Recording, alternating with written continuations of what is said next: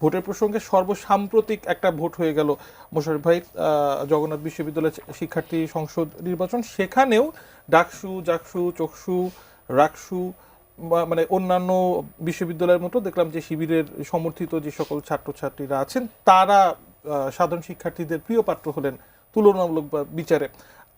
এটা জাতীয় নির্বাচনে প্রভাব ফেলবে কি ফেলবে না সেটা তো পরের আলাপ, কিন্তু এই যে বিশ্ববিদ্যালয়ের বর্তমান শিক্ষার্থী যারা জেএনজি বলা হচ্ছে যাদেরকে, তারা ছাত্রদল সমর্থিত শিক্ষার্থীদেরকে কেন বেছে নিচ্ছেন না বা কেন বারবার শিবিরের শিক্ষার্থীদের কাছেই তারা ফিরে যাচ্ছেন, মানে কারণটা কি হতে পারে? আসলে আমি আপনাকে একটা কথা বলি, এখানে আমার জীবনের অভিজ্ঞতা সেই আমি ক্লাস 6-এ পড়ি 1974-এ।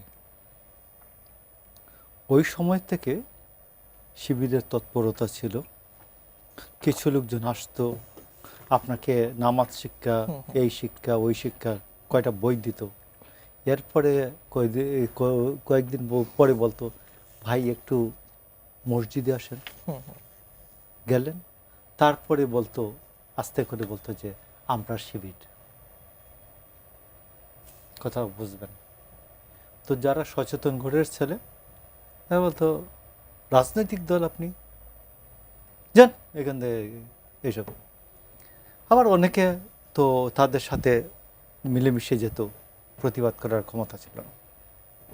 তো এইখানে গত 15 বছর প্রায় যে ছাত্রলীগ যে সন্ত্রাসী কায়দা সে যে করেছে, সেখানে জাতীয়তাবাদী ছাত্রদলের কোনো ছেলে বা মেয়েরা, বিশেষ করে ছেলেরা, কোনো ধরনের হলে ক্লাসে যেতে পারে নাই, হলে যেতে পারে নাই, গেল একটা।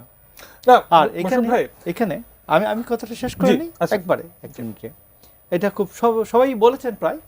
তো হলে যারা থেকেছে, যে এরা এই শিবির কয়েকদিন করার আগ পর্যন্ত, এখন যারা শিবির, এরা কোনোদিন বলে নাই এরা শিবির ছিল।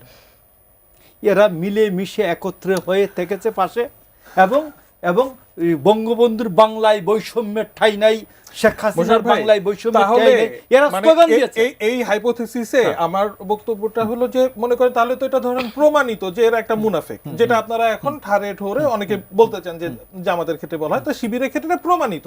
তাহলে তারপরেও মানে শিবিরের কাছে কি এমন মধু আছে যে বারবার এই শিক্ষার্থীরা শিবিরকে বেছে নিচ্ছে? আপনি ঢাকা গত 1.5 বছরে, ধরুন 15 বছরে কিছু হয়নি, গত 16 মাসে তো অন্তত ছাত্রদল প্রকাশ্য রাজনীতি করেছে, শিবির প্রকাশ্য রাজনীতি করেছে।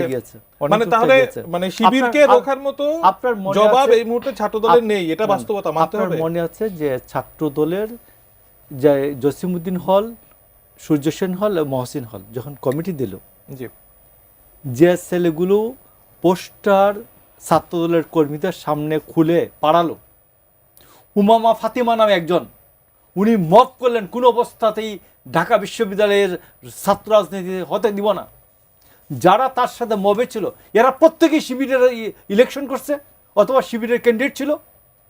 এরা যখন দেখে যে তাদের অবস্থাটা পূর্ণ হয় নাই, ততক্ষণ পর্যন্ত বলে যে ছাত্র রাজনীতি চলবে না। যখন দেখে তাদের অবস্থাটা সঠিক হয়েছে, তখন বলে যে ছাত্র রাজনীতি ঠিক আছে। তো এই অবস্থা থেকে আমি বলতেছি, জগন্নাথ বিশ্ববিদ্যালয়ের যে পরিস্থিতিটা, এটা অনেক উন্নতি হচ্ছে, এবং এই দ্বিচারিতা এবং মুনাফিকের থেকে ছাত্ররা বেরিয়ে আসছে, এবং আরেকটু সময় যত যাবে ততই এটা পরিষ্কার হয়ে যাবে।